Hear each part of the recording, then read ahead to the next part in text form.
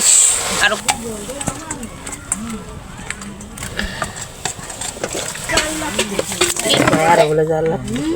Hello everyone, আসসালামু আলাইকুম। আশা করি সবাই খুব ভালো আছেন, সুস্থ আছেন।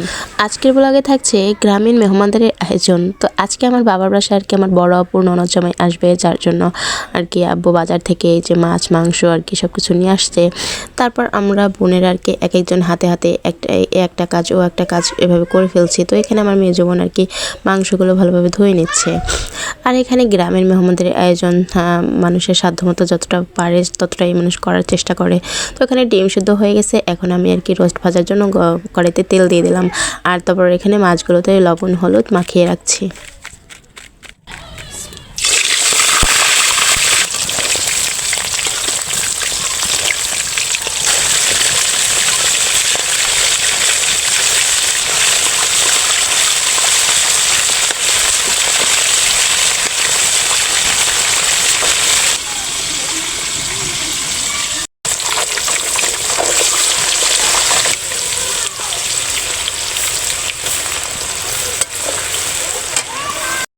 ওখানে পেঁয়াজ ভাজতে ভাজতে এখানে আমি আর কি শিং মাছ দিয়ে আলুর যে তরকারিটা রান্না করা হবে সেটা আর কি মাখিয়ে নিচ্ছি। এরকম মাখিয়ে তরকারি রান্না কিন্তু আসলে অনেক সময় মেহমানদেরকে দেয় না, কিন্তু আমি মনে করি সব ভাজা ভাজার মধ্যে একটা মাখিয়ে বা এরকম তরকারি দিলে মনে হয় ভালোই হয়। যার জন্য আর কি আমাদের এই প্ল্যান। তো আপনাদের এলাকায় এরকম আর কি মাখিয়ে তরকারি রান্না করা কোনো মেহমানের সামনে দেওয়া হয় কিনা সেটা আমাকে জানাতে পারেন। আর হ্যাঁ, আজকের ব্লগটি আপনাদের কাছে কেমন লাগলো সেটা আমাকে কমেন্ট করে জানাতে পারেন। আর ভিডিওটি ভালো লাগলে একটি লাইক এবং সাবস্ক্রাইব করে দিবেন চ্যানেলটি। তো আজকের মাংসটা আমি হাতে মাখিয়ে রান্না করছি। তো এখানে বেশি মাংস হওয়ায় যার জন্য আমার বড় আপু মেজো বোন পাশেই ছিল। তো ওরা বলে দিচ্ছিল যে আসলে কতটুকু দেওয়া আসলে ঠিক হবে। তো আমি সবার মতামত অনুযায়ী সব কিছু দিয়ে নিচ্ছিলাম। আর এভাবে হাতে মাখিয়ে সুন্দর করে একটু কিছুক্ষণ রেস্টে রেখে দিচ্ছিলাম।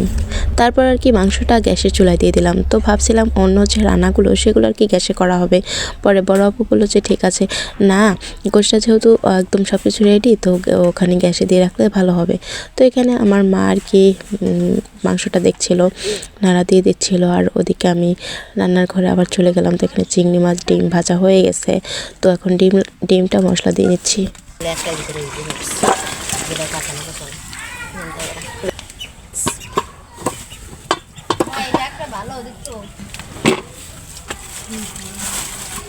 করা যায় কিন্তু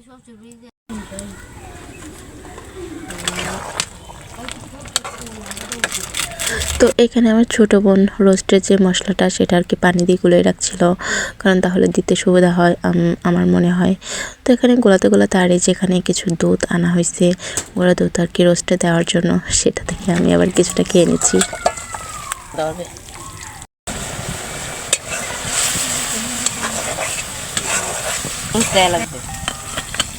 নাস্তা আমার শাশুড়ি কিছু দোকান না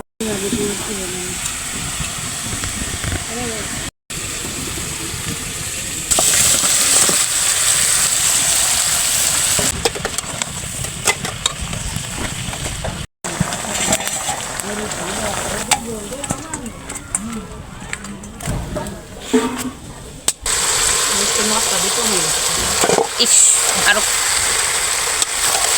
তো এখানে রান্না বান্না শেষ, সবাইকে খাওয়ার পালা এখন।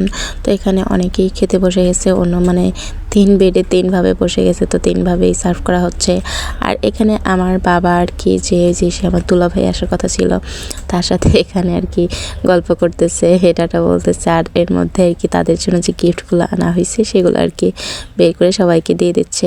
তো এখানে যে পিচ্চিটা মানে আমার বড় আপু ননদের মেয়ে, মাশাল্লাহ, ওর জন্য যে ড্রেসটা আনা হয়েছে সেটা একদম পারফেক্ট, মানে ওর গায়ে লেগে গেছে। আমরা টেনশনে ছিলাম যে হয়তো বড় হয়ে যাবে, আমার বড় আপু বলছিল হয়তো বড় হয়ে যাবে, পরে দেখি না একদম পারফেক্ট লেগে গেছে। আর তারপর ওইখানে কিছু 3 পিস আনা হয়েছে যেগুলো আসলে ভিডিওতে ভেবে দেখানো হয় নাই, ওইভাবে দেখাতে পারি নাই। আর ওই যে ভাইয়ের জন্য যে গিফট আনা হয়েছে সেটাও তার হাতে আর কি দেওয়া হয়েছে। অন্যদিকে আর কি আরও লোক ছিল যেটা আসলে ক্যামেরায় বন্দি করা হয় নাই।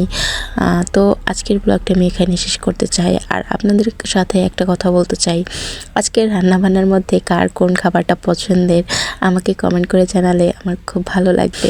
আর যাই যাই হোক, আজকে আমি এখানেই বিদায় নিচ্ছি। সবাই ভালো থাকবেন, সুস্থ থাকবেন আর আমার জন্য দোয়া করবেন। আল্লাহ হাফেজ।